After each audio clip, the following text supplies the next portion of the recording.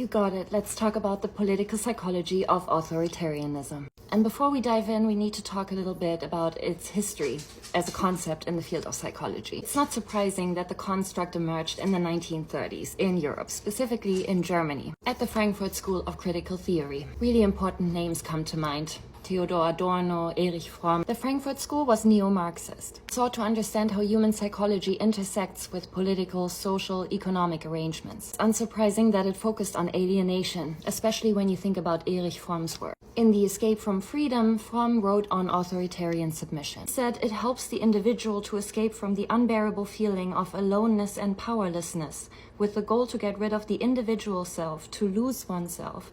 In other words, to get rid of the burden of freedom. Of course, scholars in the Frankfurt School came to bear witness to their own predictions in Europe at the time, especially in Germany. Fromm wrote about the psychological characteristics that give rise to autocracy. He said, and I quote, "The authoritarian attitude affirms, seeks out, and enjoys the subjugation of men under a high external power.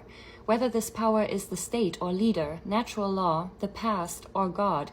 The strong and powerful are simply admired and loved for these qualities, the weak and helpless hated and despised." The authoritarian syndrome was then described in the authoritarian personality, also called TAP. Adorno proposed that authoritarianism can be understood as a constellation of attitudes and beliefs, focused on prejudice and ethnocentrism, fascist tendencies, and political and economic conservatism. The authoritarian personality was the first large-scale empirical assessment of authoritarianism in people. And I'm going to talk about that in the next video. And with that, we've covered one page of the Oxford Handbook of Political Psychology.